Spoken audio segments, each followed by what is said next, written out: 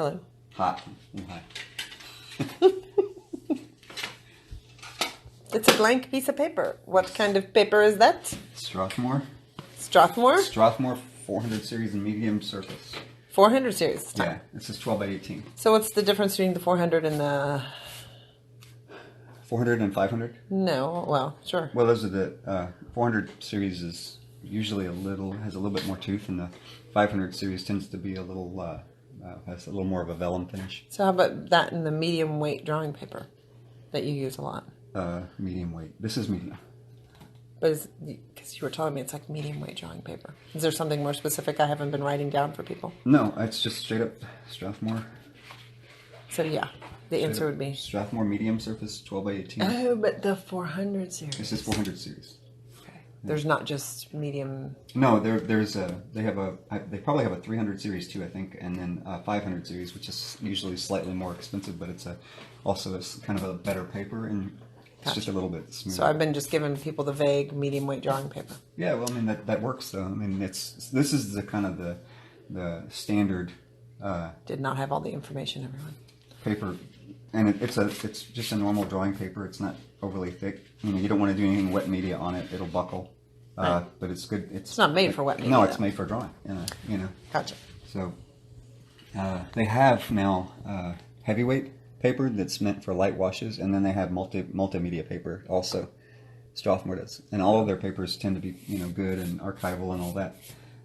And not overly expensive. Yeah, we always have stacks of Strathmore. I do. I get because when I do concept stuff, I do Strathmore it's not so expensive that I feel like I'm going to ruin like a lot of money if I just screw up an entire pad. Yeah. And when you do concept work, 80% of what you do gets thrown away anyway. So. Hello from India. Oh, hello, India. Someone asked if that was reference on your monitor. This it's more of an inspiration folder. I like looking at artwork. I kind of constantly do this when I work, and I'll just browse. And I don't, if I had the ability to stay up 24 hours a day, half of my day would be looking at other people's art, and the other half would be doing it. Or playing the word. What is it? Word.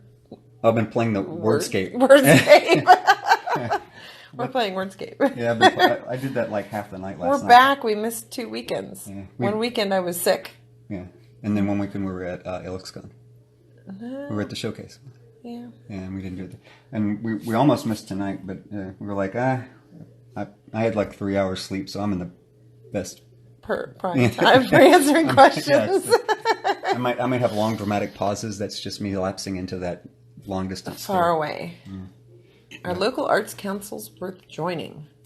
The local creatives. There's an art association here. Yeah, and there's also an association called Local Creatives in our area that it tends to be focused around business. Right, people who are professionals working in the art business. Yeah. And so you're just going to have to try out your local arts councils and see. I mean, I know the Art Association they have live drawing sessions every Thursday. So, you could have some drawing sessions and everything. And our local creatives, we get together and discuss business and creative ideas. And the lady who runs it, Sarah, she's like... We also collaborate sometimes. There's a lot of woodworkers in our local creatives in Hannaberry Studio. I've been talking to them about building some special, like tabernacle frames. And also other people I've met online. There's a company on Instagram called The Vatican that makes beautiful tabernacle and different kinds of frames. So it's kind of about finding people who you can collaborate with too.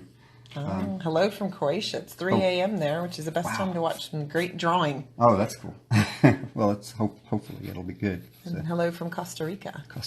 Deep in the jungle of Costa Rica too. Oh, that's awesome. Yes. I mean, I hope it's awesome. I hope it's like one of those things where you live somewhere you love.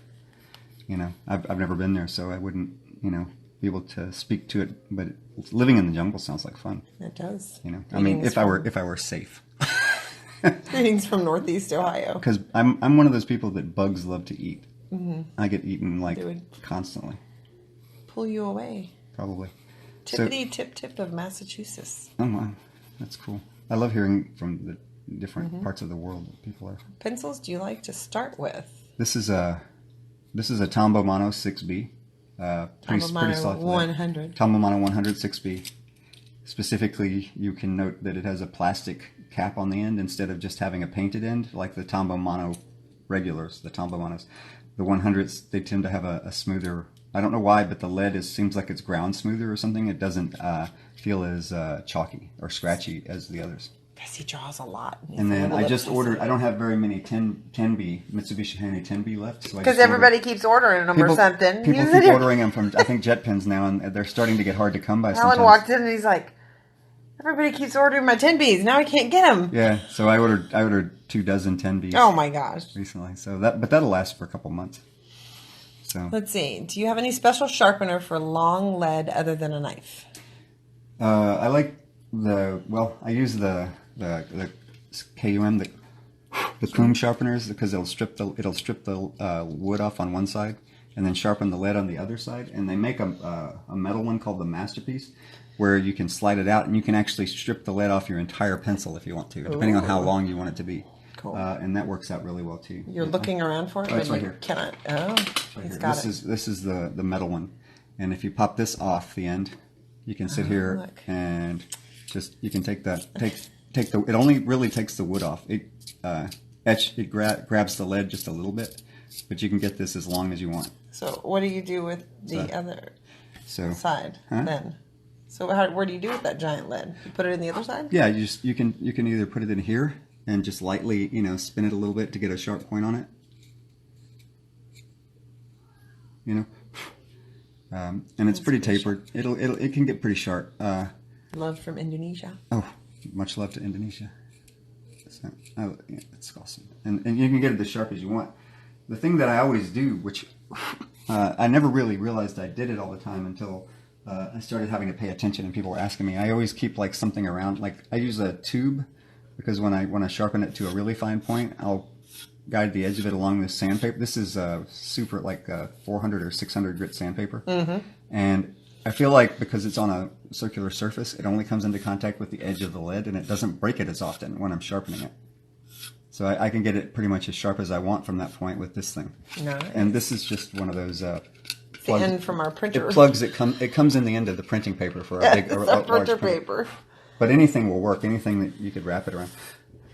I may be imagining that it makes it better being on a curve like that, but it certainly feels like it doesn't. Instead of doing it flat, because I know you've done it flat. I have to put my glasses on. You can't see this. All right, I've backed up a hole. Oh, okay. More? Let's hold on. So somebody asked how I figure out detail and rhythm in a piece sometimes, and sometimes I'll do it like this. I'll start with scribbles that indicate kind of like where I want rhythms and details and things to be, or just shapes. It's just it's not unlike a normal sketch process, right? It's just that like if I know I want like a lot of detailed stuff in here, I might actually just throw in a bunch of like scribble lines. This is the opposite of the way you get taught how to sketch in school. But this is because I kind of know what my end result is going to be if I do it like this. Because now it's like, you know how you used to do those giant scribble drawings when you were young, and then you would color in the little sections of it? I do. Yes. It's not too unlike that. So I'll go back into it and start picking at little things in my mind. Just everybody's mind does this.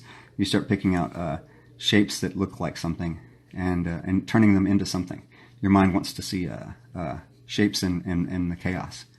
And so it just starts happening. And plus I already kind of know, I lay that on top of, so this was sort of a profile, like a bust or a neck. So I lay that on top of a structure that I know what the structure would probably do underneath it, because I've done enough pieces of figurative work that I have I know different like landscape points in anatomy that I can play with. Sure. If I want to get it super, I guess if I want more realism, I would actually kind of look at a figure and do it that way. But when you're doing this kind of thing, looking at a real figure sometimes hurts you more than it helps, because it'll limit your mind and what it will make out of shapes. There's two really good questions here. Yeah. They're probably going to take a lot of time. So the first one is from Pascal. Greetings from Sweden. How do you approach learning new things? I obsess. I mean, she's laughing. I do. What I do true. is I find It's something. true. I find something. I If need I want to learn 20 of those pencils. Well, it's like, okay, so I do some digital 3D stuff for some of the concept work I did. So what I did was I bought like 10 different books about, I use ZBrush and I just dug into it, and I'll let myself just fall into like a program until I sort of I've screwed it up or broke it so much. Usually I have to reinstall it at some point. I've done that with my computer like dozens of times, and I just let myself mess it up a lot, and I let myself get excited about it and fall into it. Right. I feel like that lots of artists have a capacity to have sort of a minor scale OCD, obsessive compulsive, and I feel like if you kind of can direct that towards, or at least extreme focus. yeah, I mean that's kind of what I mean when I say it's like an extreme form of focus or intensity. Right. If you can direct it towards your work and just let I will do exactly what she said. Like if I started like going, I want to play with watercolor, I would start like researching, what do professionals use for watercolor, and then I would start just like buying random things to play with and experiment. Like pens. It's mostly the ballpoint. It's mostly I think pens. A capacity to. I love experimenting with new mediums and new things. Just like I just did a piece recently, and I wanted to kind of experiment with being a little bit more expressive with. I can't show it right now because it's an NDA thing, but I wanted to go a little more expressive with it in terms of being looser in the actual drawing and painting aspect of it. And it's always the key is getting over that part that frustrates you and realizing that it's just that frustration is present no matter what level you're at in anything. It's just that you learn to get used to it enough to stick with it. It's Yes. I think half of learning anything is getting used to being frustrated that you forget that you're frustrated. Right. And so you sort of forget to be angry about how poorly something is working, and you just stick with it until it starts working. Right. So the second question here, which is another big one, and I know we've discussed it a lot, is how does one successfully avoid appropriating work and instead adapt other elements in an original way? That's something that I really I love that question, because there's a tendency and especially there's actually kind of a fine art movement where appropriation has become part of the expression. Okay. Let me copy your Instagram thing. Right. Blow it up, There's people who will paint like exact paintings of other people's work, and they'll change the color and say, and that's, to me, that's more of a political or a statement, about art rather than the art itself. It's more about saying, it's questioning the nature of defining art rather than saying I've done a good piece of work. And for me, appropriation is the worst thing to do. For me, it's about transformation, and that's exactly what you need to use transformation, not appropriation. Transformation is the way you want to go. In fact, the quote that most people point at, I think it was Picasso or no, it was Salvador Dali, that said, great artists steal. It was Picasso. You always say it's Picasso. I always say it's Dali, but I think it was Picasso. He said, great artists steal. The amusing part about that quote is that he stole the quote from T.S. Eliot. And originally, the phrase was, good artists borrow, or poor artists borrow, and great authors, poor authors borrow, great authors steal but transform. And when Picasso said it, he left off the transform part, and that was actually the more important part of the quote. Right. And if you really go back and look at if you go back and look at the artist who said it, you can't find anything that he did that was actually literally lifted from someone else. So whatever he was saying. How do you? But the question was, how do you do? How do you do it? I look at things, and I sort of, a lot of times I'll look at like for instance, scroll through things. So for instance, I'll look at an expression like this is a sculpture somebody did. It's a digital sculpt, but I love the expression, the emotion of it, and so I think to myself, what other way can I convey a level of that kind of emotion using my own language, without referring directly to this. So I intentionally look at what I'm looking at as reference and try to go away from it. So it's actually a willful act to not copy it. Yeah. It's not something that I casually do. If I look at something and I'm inspired by it, I look at something and I go, how can I capture this particular feeling or element, but not take the artist's voice with it, and not overwrite, just repeat what they've already said. Right. Because that to me is kind of pointless. And and to be very honest, sometimes you will cross paths in terms of that. You will do something and somebody will say, your work looks like this artist. But as long as you're doing work that is still, true to kind of your own, like it's okay to speak in the same vocabulary, visual vocabulary as another artist, as long as you're not saying the exact same sentences all the time. And as long as you're still constantly looking for that part of it that is distinctly you. Oh, very good. Because that's actually the part that I think the world wants to see from an artist is that part that is just them. Right. It doesn't matter what visual language you're using, whether you're painting, in a surreal tone like Dali, or if you're going with classical realism, as long as you're transforming it into your own kind of like a song. thief, right? Yeah. So those are two good.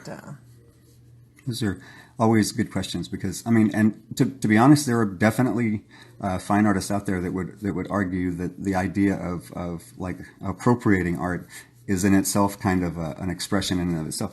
And I don't disagree that it's an expression. I just, as an artist, don't find it that interesting. I don't really necessarily. I think after you've said it one time that everything is based on something else, it's just kind of repeating yourself over and over. You know what I mean? It's like I said, it's all about finding that part of whatever because I started off when I first started doing work. I tried to work like everybody. I was like, your work was all over. I was looking at, like, I did a lot of pinup when I started, and I got out of that pretty not too long after I started it. But and I did all kinds of stuff, and I would look at other artists and emulate their technique and try to emulate their style. And that is, as it's just a form of doing a master copy or a master study. It's just that if you don't have anybody guiding you, it can turn into a sort of a mimicry. They're doing thumbs up. Yeah, people are agreeing and saying, Yeah, they and understand. I try very hard not to say things that other artists have visually said in their own way, and I definitely want to make things my own. In fact, that's when I started finding my own style. Is when I sat about and actively said, what is it about this that I want to do? And what is it about it that I love to do that other people, maybe don't like to do? It was one of the reasons that I came into conflict with people who, not conflict. I'm not really a speed painter. I'm not really a speed drawer. Really, I've gotten faster because I've just gotten more comfortable doing it. But there's a big push for concept artists to do a lot of practice speed painting. And if you go in that direction, that's perfectly fine too. There's a lot of people that just need to produce a lot of art very quickly, and especially in film and stuff like that. So you got a plan for what you're doing there? I have not yet. Oh. I was just wondering. I have zero idea what this is at this point. Okay. But at some point, as I'm going through here, like I said, either my subconscious will take over, or the voices will kick in and start telling me what to do. How can you draw without any smudges? It's a mystery. Oh, I smudge all the time, though. Yes, it's true. I just know how much I can smudge and get away with. The best part is when I completely frame it and then look and go, oh, there's a smudge. Like I'll sit here. Like if I don't want to have smudges though, the question is how to keep it clean. Is I use a maul stick like this.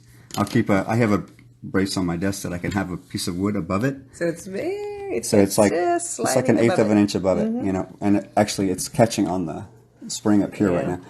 But that'll keep my hand off of it if I really want to keep it clean. Most of the time, I don't worry. So say for instance, my hand is on this sketchy area here, and I start and I move it around, and it gets a little smudgy. All right. Well, to be honest, what I've done is create a light value there that I can use or get rid of. And so if I take that light value and I start I pick out a little bit of a highlight on it, it starts to show up in my mind as a modeled piece of drawing. Like I can see the shoulder shape just from that light value that I erased out of my smudge that I made with my hand. So that happens all the time, At some point, you do want to keep your hand off of it once things are getting set. Finished, yeah. And then if you don't fix it, you get... Vicky posted a couple of days ago something I called a drawing ghost, which is when the paper on top of it has moved and it's taken off enough graphite that you see a ghost image on the top. And there's really, that happens in my sketchbooks all the time, unless you, spray fix it with a Krylon workable fixative or something like that. But I almost never spray fix drawings in my sketchbook. And I don't really mind that it gets moved around a bit, because if I want to tighten it up, if I can lay down graphite like this, I can certainly deal with laying down a lighter or removing a smaller area of graphite. So I was showing him your hand. You sit there and constantly squish your hand together. Oh, this? Yes. Yeah, I do that all the time when I'm working. And this is in part too probably why I don't get like carpal tunnel syndrome or repetitive stress. Yeah. Yeah, but you're doing that with your left hand. I do it with both hands. I mean, I'll take this, and when I'm working on this side, when I'm thinking about it, I'll sit here and do this. And plus, I carry these around all day. That's why my kneaded erasers are feel more like they're like really soft. And why they they're go through usually the wash? Well, yeah. My kneaded Sometimes they get washed. My kneaded erasers generally feel like they do when people start to throw them away. Oh. I just like I keep them, right. So I have like probably there's a part of my first ever eraser in here somewhere. So no one ever needs that many erasers, well, but you keep them. I wouldn't say nobody ever needs it because I use them all the time. Ah. So your approach for looking at other artists' work is honorable. However, there are many who blatantly steal. It's happened to me. Are you ever cautious of posting your work? You know, I've had that happen to me a lot, and I'll tell you a quick little. It happens to me in I'll have people come up to me that have been working on films and say that they have a board, their inspiration board has like a lot of my work on it. And that's always like a mixed kind of a, that's a compliment in a way, and another way it's like, well, what do you mean? Why would you use my work without just using me to do it? And it happens no matter what, because people hire people to do a job, and then they gather work that inspires them, and stuff shows up. Other people just blatantly copy. There are people online that'll like lift your image and put it on a T-shirt or something. And how do I deal with it is that I know it's going to happen, but I know that they're not going to affect my income. The most that they can do is make a few bucks off of a T-shirt that they've stolen, an image from me. Whereas, I own the image, and I own the rights to it, and I can do whatever with it I want. So it usually doesn't end up costing me much money. And if I do find somebody blatantly doing it, I'll just usually send out a letter, send an email. Yeah.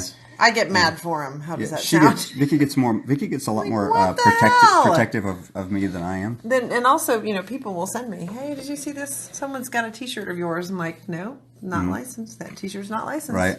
And so then I have to go through like 4 hours of having to fill out the forms to get them to take it down. And part of what they rely on, I guess, is the fact that it's much more of a hassle than it's probably worth to make them take it down. But it's the principle usually. I don't let it bother me though. I mean, we do address it, and we do set people right on terms of who owns what copyright and stuff like that. But I don't let it anger me, because it just means that there's something in my work that people are seeing that's valuable on that level, and I can't stop them from doing it anyway. I can only stop them after the fact. So Jeremy asks, is this what your sketchbook looks like? Asking from St. Paul, Minnesota, but he's a former Alamedian. Oh yeah, we are former Alamedians too. We live down in the Gulf Coast now. But yeah, a lot of my sketchbook looks like this. Sometimes it'll stop just like that. Sometimes it looks more like this, right? And sometimes it looks like this. What? Yeah. So. And so I have like different levels of sketching that I do depending on, it's basically a mood thing, Mm-hmm. Sometimes I'll start a sketch like this in my sketchbook, and it'll just progress to a finished drawing, and that'll get pulled out of the book and framed and hung or whatever. I kind of like the idea that anything I start, even if it's a sketch, has the potential to go all the way to the end. Somebody asked me recently about drawing as a finished product rather than just being preparatory for painting. And to be honest, I very rarely actually do preparatory painting drawings. Almost all the drawings that I do are meant to be a finished product and of themselves. Mm-hmm. And so you can see though how I've kind of been bouncing around a little bit, and I'm picking up the tooth of the paper.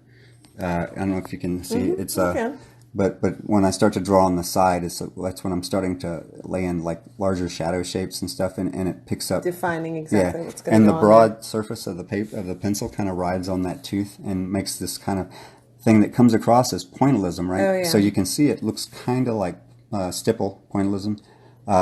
So what I end up doing sometimes is I'll just kind of emphasize the fact that it is a lot of dots, and I'll make it purposeful by highlighting certain areas and really actually doing that. And then whenever I do it in a controlled area, it sort of psychologically makes the entire area look like I did it on purpose that way. So it's a little bit of a visual trick. It's almost like that what is it they call closure, when you leave a part of a drawing vacant and let the viewer fill it in. The viewer closes the image for you. Yeah. It's like when you see like Mike's work, Mignola, he'll show the edge of a shadow, but you'll in your mind know that there's a figure underneath it somewhere, and exactly your mind what's will going on you'll put it there. It's the same thing with certain techniques like that. Okay, I have to. Would you see the plagiarism as flattering if it was used as not as a means or not for a profit? Well, there's one thing about doing a study. Like, you've had people do studies of your work, which is no problem. If you're talking about being used, and as long as you don't say it's your own work. Yeah, I've people have asked me if they could sculpt some of the things that I've done, and for not for profit. And the funny thing is, I always, I will always let people sculpt something unless it was made with the intention of somebody else purposefully sculpting it. If it's just one of my own pieces, I tell them, yeah, please, sculpt it. I said, but if you decide to make copies of it, can't make copies of it. Well, if you decide to make copies of it, we have to come to an agreement with that. But you can sculpt it for yourself and for a portfolio piece to show your level of sculpting or whatever. I don't mind that at all. For sculptors, it's different because they tend to, they want to show that they can reproduce a design and they want to show they can do it well. Whereas an artist that is painting, maybe they just want to do the study to learn how somebody thinks in terms of form and stuff like that. So if you do a study and you put it in a portfolio, you probably want to call it a study because if somebody sees it and they say, "Oh, this I know the artwork that this is based on," if it's got study of on it, right, then they'll respect that. If it doesn't have study of on it, then they'll think of you as a thief. Right. And we are so visible today. Right. That you usually just can't get away with that anymore, especially with an art director that has been around for a while. Right. So Hope asks, your work is mostly black and white. Are you more drawn to monochromatic images, graphite and ink, for a symbolic or aesthetic reason? I am. I tend to think in value, and I have for a long time. And I actually, there was a period in the 90s when I would actually paint it a lot more than I drew. Yeah. But then I wasn't getting what I wanted out of the paintings that I was doing. And I came across the information that, I forget who said it, but another old school artist said that drawing and painting can be thought of in the same way, as the same thing. And I thought, I don't know what that could mean. So I decided to go back to drawing again for a long time until I felt like I was more competent at drawing. And then I realized when I started painting again that painting feels more like drawing to me now than drawing feels like painting. You know what I mean? There was a point where painting felt like such a different thing to me. It was intimidating based on what I like to do, which is draw. Right. But now when I sit down to paint, it feels more like I'm just sitting down to draw. And I think it's maybe because I've done so many images that I started to trust that I could find what I wanted. And to me, painting is very much, even if I have a plan for a painting, it's very much of an experiment to see if I can get to where I want to go with it. And and it's always been that's what I've been doing with drawing for since I started basically working in the style and the method that I do now with that I allow myself to explore. And when I paint now, it works when I let myself have that freedom to just let go of it and explore it and follow the paint where it wants to go. And it's like kind of surfing. I know I want to get to this particular beach, right? But it really is dependent on being sensitive to the wave, to the flow. Well, they're saying thank you for answering all the questions. I hope it makes sense. No, they do. Every question somebody asks me, I have to on the spot. If they have a question about it, they will tell me, and I will let you know. But they right. Latest cool movie you watched? The latest cool movie that I watched, I actually we watched recently. I saw the series. We finally saw Ant-Man. Well, we saw Ant-Man and Wasp. Ant-Man and Wasp, which was fun. But I watched The Haunting of Hill House, which I enjoyed the slow start of this of the series, and it really started to build into a kind of a really I liked it. A lot of people didn't like it, but I think a lot of people actually did like the the ending of the series was a little I'm not going to say it. The ending of the series was a little different than I expected. But I wasn't dissatisfied with it. It just wasn't what I had thought was going to happen. And I thought they did some nice things, some pretty cool things. And it was kind of a standard ghost story. They just told it very well, I thought, you know. What else have I seen recently? I like Split. I like the movie Split. Was one of my favorites from the last couple of years. I guess that's been more than a couple of years now, but I love the Unbreakable universe and that kind of gritty, realistic superhero. You know, they did a little bit of that in the Jessica Jones stuff online, which I liked. All of the storylines kind of revolving around some of that. Okay. And I'm just I like the character in Unbreakable.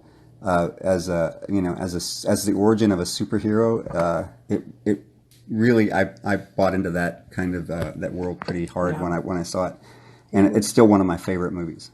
Okay, we've been going a half an hour. Okay, cool. Just letting them know. Our website is Alan Williams Studio, and our YouTube is Alan Williams Studio. Patreon is Alan Williams. Patreon.com/Alan Williams. And these videos go up there, and, well, they'll be on Instagram for 24 hours, then they'll go on Patreon, then up on YouTube. What? Oh, what? Oh. We think it's out of battery. That's okay. Well, there's some batteries on the counter. Sorry, we're having a discussion about remote controls. My kids are watching TV in the other. So. Maeve, go ask your brother. You have to ask Duncan. He'll be able to help you. I have a hard time staying in the studio for long stretches. Do you have any techniques for keeping yourself encouraged in a creative space? To me, that's kind of why I like to. I kind of have the opposite reaction that a lot of people do with looking at a lot of the art. I love looking at people's work, and I actually love seeing something that I go, I have no idea how they did that, and I love it, and I want to figure that out. I seem to not have that mechanism in my head that says I can never do that. It's just I never feel like I ever really do accomplish, sometimes that level that I want to get to. But I think that's part of what drives me into it, is that I'm always trying to, push myself, I guess, to do better. And I don't often like being out of my studio. So I have that opposite as well. I don't like my studio is connected to the house, and there's a part of my day when my door's open and my kids just come and go, and sometimes I'll eat in here, and sometimes, it's always open. She just walked in. She just walked in. Yeah. So my kids can always, they can always come in my studio, and that's something that I wanted to insist on. But the thing is that I don't want to say that it's, something that is easy for everybody to want that, because other people, they like doing other things. I just don't really like to do a lot of other things. I don't have a ton of outdoor hobbies. I don't have, I've done things. We make sure he has outdoor hobbies. Yeah, Vicky makes sure that I get out of the studio occasionally. That's true. But we have this ongoing kind of a joke whenever she asks, she says, "Oh, it's time to go do this." Whenever my mother comes over.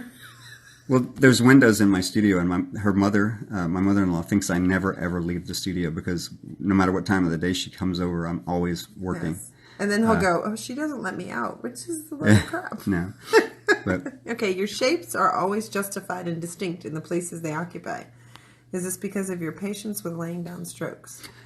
I think so. I think that would I'm also very willing to change it at any given point. So I can sometimes be more bold, and I also have built up, I guess, a sense of balancing larger areas against smaller rhythms of patterns and things. And I really, when I'm drawing, the thing that is most enjoyable to me is not, selling a drawing that I've done, but actually this part of it, doing it, is way more fun to me than any other aspect of it. So one of the things I guess I've cultivated is a love of the process of what I do, because that's such a big part of it, that if you don't love doing it, it's really difficult to sit down if you don't actually love sitting here and grinding a pencil down to nothing on a piece of paper. Because that's basically what I'm doing, is sanding a piece of pencil down into a nub. Sometimes it's also when you walk back and forth and you're thinking. I do think I'll stand back and I'll look at, especially with larger paintings and stuff, 50% of the painting is me standing across the room looking at it. It's true, yes. And when he gets a big painting, he opens up the doors and stands in the living room. We finally got a place. When we were in Alameda, I couldn't do this because it's just you can't afford. I couldn't afford a place big enough to do this there. But here in the Gulf Coast, I can stand like 50 feet away from my drawing or my painting, and I can look at it and judge it based on its impact from a distance. Which 20 feet. Well, no, that's pretty far. Really? Yeah, it's like 40. Yeah. Because I'll actually go out to the front door. Okay. But that actually had a lot of impact on how I, lay down a painting, because I've read and I actually do read a lot about the different ways artists do things. I don't usually read an entire book. I'll just hunt for something I'm looking for in a I don't read biographies. I just look for a piece of information that I need. But I do read a lot in that respect, and I read something that said, you should, if you want a piece to be powerful, you should be able to read it from stages. Mm-hmm. So you go back 30 feet or 40 feet, and then you move up 10 feet, and then look at it, and then move up 10 feet until you're within arm's length of it. Right. And you want it to be I want my work to be something that people can fall into. As they get closer to it, it gets more involved. Right. There are other people who like painting things that just give you an immediate impact, mm-hmm. which are more expressive, and expressionist paintings, right, and the guys who like to do and that's a beautiful way of working too. But it would drive me crazy if that was what I like, noodling and getting into it and digging into the fiber of the paper and seeing these faint ghost marks that lead me into creating a shape I just love doing that. And the whole reason I started doing art to begin with was because it was something that I fell in love with. And I sort of no matter what I learn, I try to keep in mind that no matter how I learned how to do things, I need to keep the part of it that I love.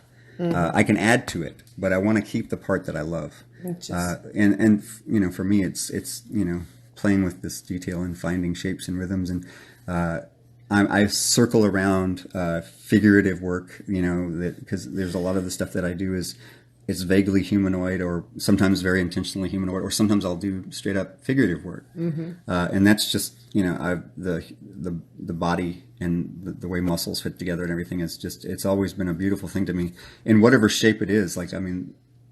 Beautiful people obviously are stereotypically beautiful in a lot of ways. You can that person is very fit or whatever, but I actually love looking at there's an artist, I think his name is Glaucho, who can make a normal looking person into the most beautiful drawing you've ever seen, because he just examines their humanity in his drawings. And that to me is higher level stuff when somebody can do that.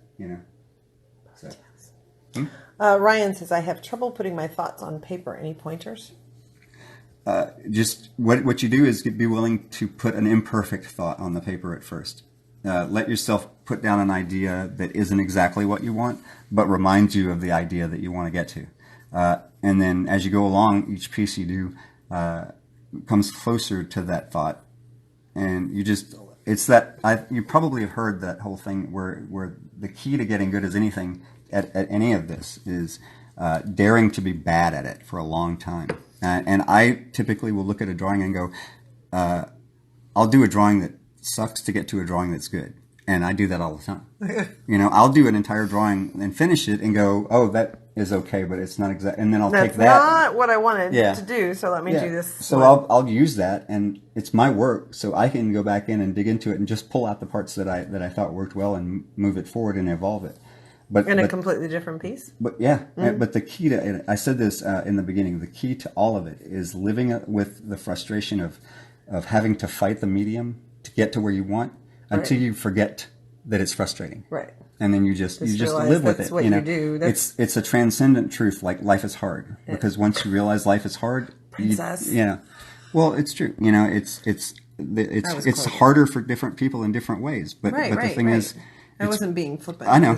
Quoting. I know it's Princess Bride. Life is hard. If anybody says differently, they're trying to sell you something. Right. Exactly. How do you replicate this? This was asked earlier. How do you replicate your drawings on the side to another side, like a mirror, that almost have the same? Do you use I'll actually use vellum if I want to do that. You have one? And I don't. I don't want. No, you can't use that one. Can't use that one. I'll use like a Hansen, like this. All right, so here's one. Like, Can you sharpen one? this is not. Yeah, Okay. this is fine. This was. I drew half of something, and I went over my lines and traced it, and then and then I came over and flipped it over, and I did that. I mean, it's a if you want symmetry in something, you can do that. And then you change it. But then, because I render it by hand, the whole thing by hand, right? It breaks the symmetry because if I'm rendering by hand and I have a symmetrical outline, I've rendered and I'll render this shape and then move over here and render the same shape. I don't render it exactly the same. So it may be symmetrically placed, but it's not symmetrically rendered, because if you symmetrically render something, it just looks like a mirror, right? Right. And I like symmetry in drawings at certain stages in certain ways because symmetrical shapes have a very kind of a psychological power because we automatically start to impose facial features on any kind of symmetrical chaos. And it's a psychological thing that you actually, they start to become, in a lot of ways, I see drawings that are done in symmetry that start to have a sort of an iconic feel to them. Right. And it's because you can actually, your mind starts to, it's the whole reason they have ink blot tests, Thing's creepy. What did you do? This? Oh, this actually was for something that, I won't say what it is because it was an NDA, but this part of it, you'll never recognize it if you see it anyway. But it was just something that was coming out of the clouds. Oh. So, but that's how I typically do it in a drawing, If you're doing a digital painting, I mean, obviously you can just mirror the image and copy paste it and all that. But I don't actually do any personal work digitally because I just like doing traditional work. There are times though when I go, oh man, I could do this so fast if I did it digitally, and I was like, and I don't even know how to do some things that I can do digitally traditionally. But I just have such a more affinity for physically having a piece at the end of it. Right. I don't disparate. I don't not like digital work though. I think there's the people who are fully into it, there's no reason why they should ever feel bad about not doing traditional work because they do such beautiful work digitally. I think that you should not look at a medium like digital or acrylic or gouache and say one is better than the other. Mm-hmm. So I just think it depends on the artist and what they need and what they want, right? So I like doing digital sometimes. I just when I do something for myself, I want something that doesn't disappear when I turn off the screen. I want it to be something I can have. That can be. But digital artists sometimes. They have the same feelings about their work, but they're okay with it being digital. That's just my thing. I like. I like digitally sculpting because I don't have to worry about knocking things over in gravity. I can sculpt something thin and lithe without having to worry about a structure.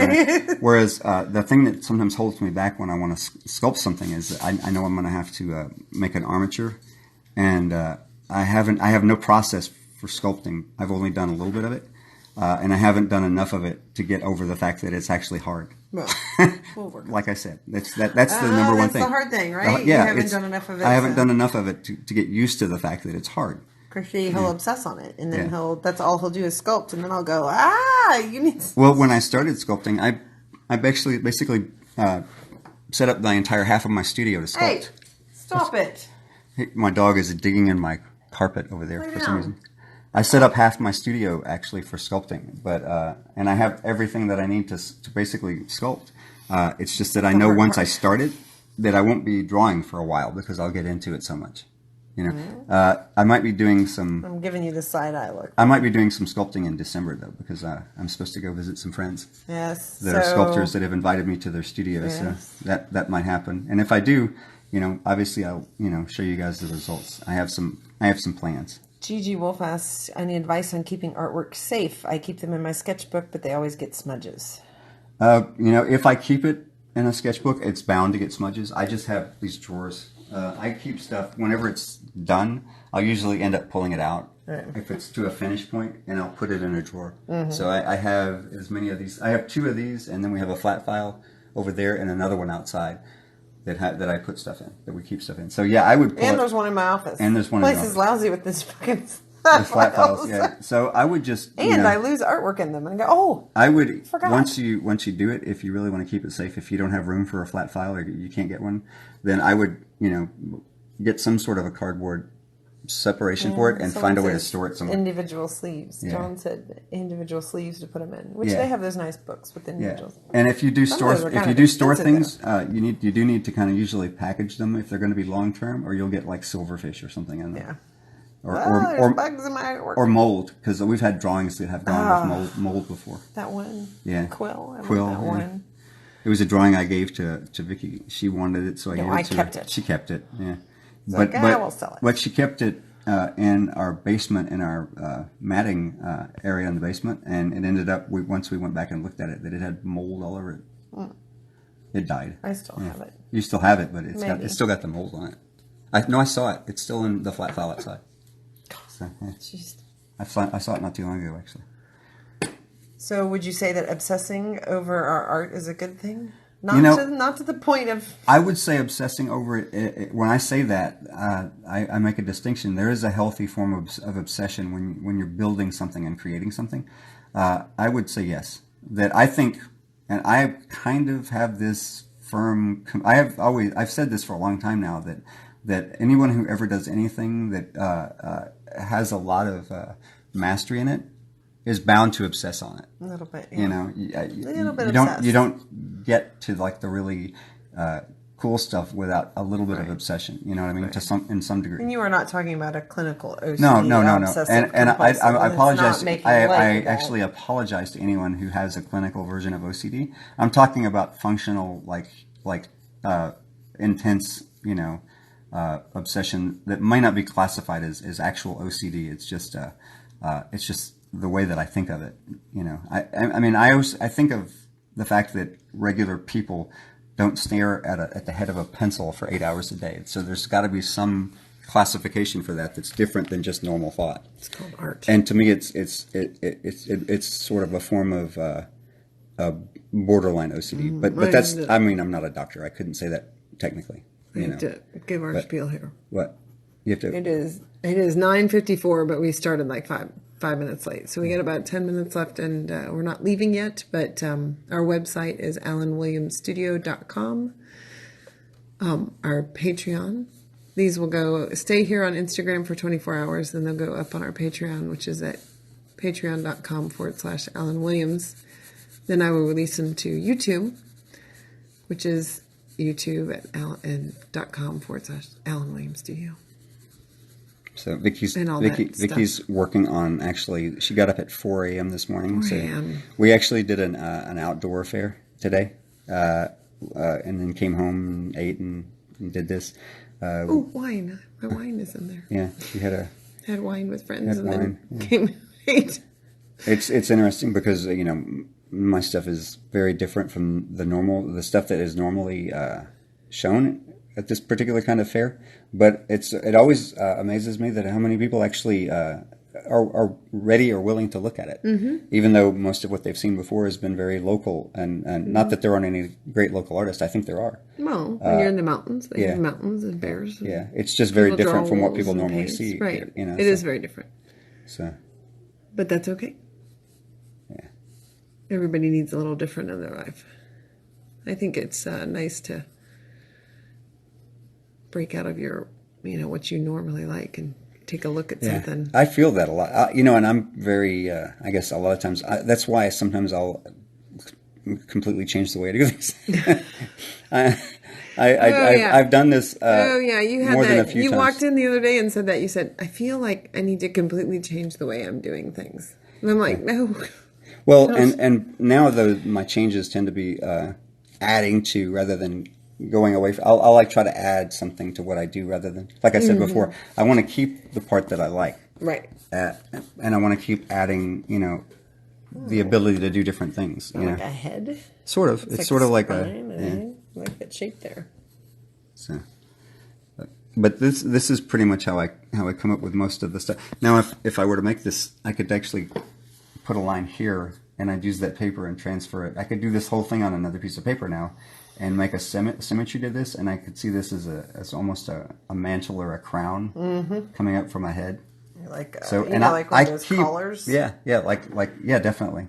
I keep everything like this because I will eventually, I might incorporate the form language into something else. And I scan it all. And sometimes I'll just go on my computer and play with these shapes and overlap them until something pops out. And then I might use that as reference for another drawing. Yes. You know, I like bouncing back and forth off of like digital studies and traditional application.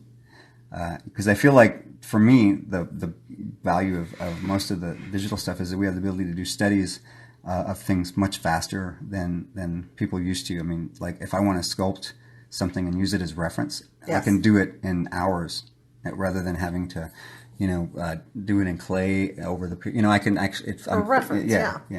I mean, there are people who sculpt that could, you know, sculpt in clay in hours, you know, but I'm not that. Or zero. Yeah.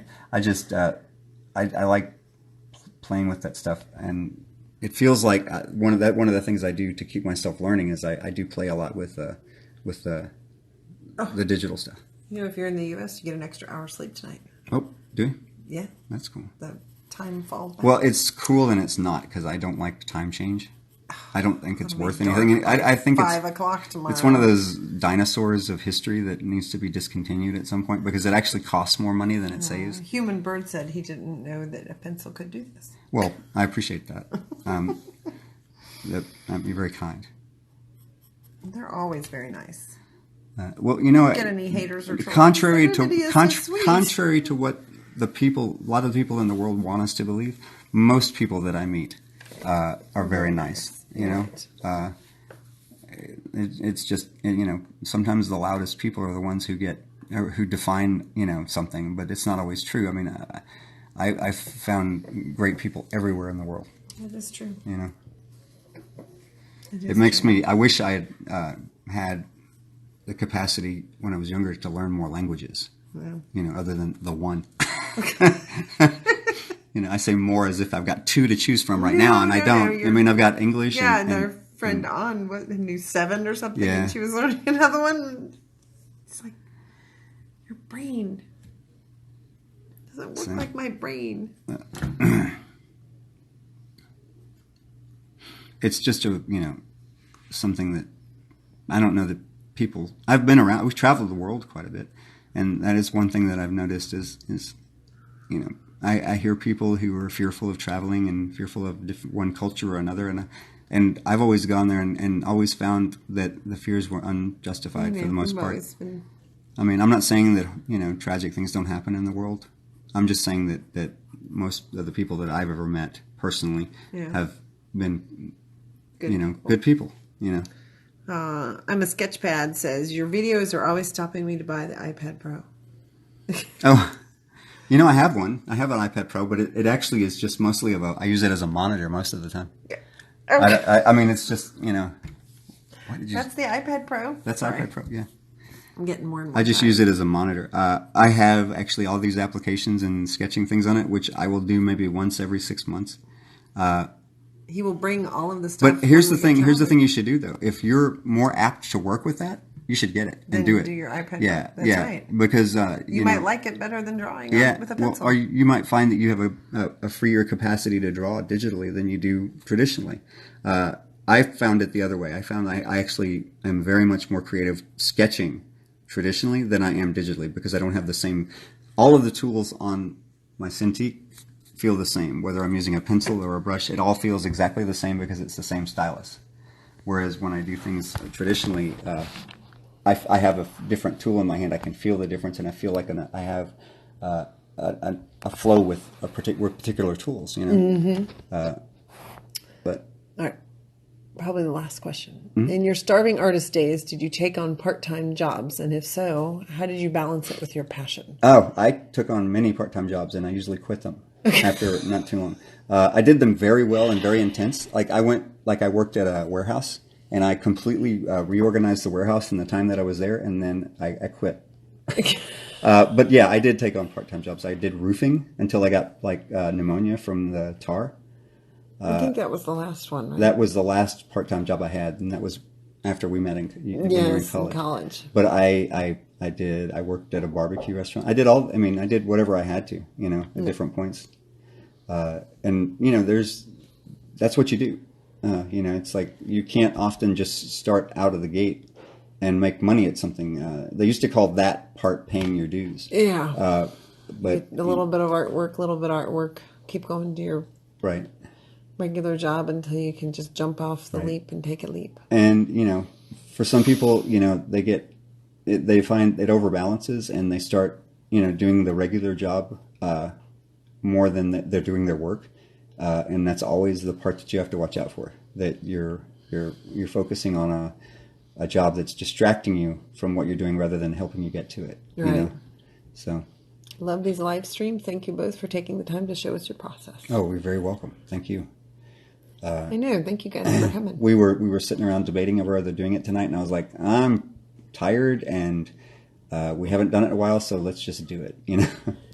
So because I actually, as much as I sometimes speak like I don't, like I am very introverted, but I do enjoy this once I get to it. Yeah. Once I sit down and start to do it. That's always you, though. Yeah. You're always like, do I have to go over there? Yeah. You have to come over. We had Am I doing the live feed today? Yeah. Yes, you have to do live. I like sharing whatever I can share with people. And this happens to be one way I can share things that doesn't cost anybody anything other than, whatever, I'm not charging the people for this live feed. Because that would be silly. It would be silly. But we do put it up on other places where people can go back and, buy it or pay to see it or whatever. But this part, is as free as it can be, I think, Mm-hmm. And if I could do my work and not have, if I were so wealthy that I would actually literally, I would do my work and like give it away. I know. Not because I don't value it, but because I value the people who value it. Mm-hmm. Because if they see something in it that inspires them, that's actually a lot of payment too. Mm-hmm. They're saying thank you. Everybody's you're very saying welcome. thank you. Currently work in a warehouse. I'm so glad I caught this video. You're inspiring. Thank you. You're very welcome. Yeah, warehouse work, man. That's what I did. That was actually one of the more fun jobs I had too, because I got to I took apart the entire warehouse, and it was like a 3,800 square foot warehouse. You're gonna tell me you organized it. I did. She's saying that with derision because I don't organize anything in my studio. I want to turn around and show this wad of armature, cords, paper cutter, books. Right now it's all messed up. CNC cutter. I have wrapped Nazgul head. What's the wrapped Nazgul head about? Because I wanted to see what it looked like without the actual detail, just the shape of it. So I took a statue and I wrapped it in. I wrapped it in a plastic wrap. Yes, it's it's crazy. So I don't know. I don't think there's. Look, see. All right, what are you looking at? Oh, that's an editor. That's an editor's table, and that's the Nazgul head wrapped in plastic. Saran wrap, paper cutter, junk stuff. Well, it's all stuff we use. That's my CNC cutter that I haven't learned how to use yet. Yeah, see, that's how he dives into new things. And the creepy monkey from our attic, not our attic, but my mom's attic. Mm-hmm. I love that monkey. I know. And I don't find him creepy at all. He's creepy. Yeah. All right, guys, we're gonna shut it down. It's 10:05. You must be interesting to live with. Oh, I'm pretty. This is fairly boring if you have to live with it day to day. With being the significant other, I think. I'm sitting here at my desk scratching on a piece of paper, but I try to make things interesting. No. You know what? He likes to scare me. I do, and I like. And he likes to record when he scares me. I'll post some of them sometimes. I have like 30 recordings of sneaking up on her. I also like to make her laugh, and that is my goal in life, is to make Vicky laugh. So he is interesting to live with. Actually, usually it's like right when I'm like at the edge of consciousness at night, and he goes, "So," and this is where your son gets it too. Yeah. Let me tell you about this great thing. How much time do we have left? I don't know. That reminded me of, people ask me if I have weird dreams, and I normally don't have any. I have pretty mundane dreams because I do this all the time. So my weirdness comes out in the daytime. But I had a dream last night. Where I could see spread out over the entire universe a fractal pattern. And in the dream, I started falling into this fractal pattern. And I knew in this dream that each point of connection in this facet, this fractal facet, it was like a gem, each point was another world that was exactly like this world, but You a have different 10 world. You have 10 seconds. And then when I woke up, I could see the fractal pattern on the wall. So that was the end. Bye, guys. See you next week. All right.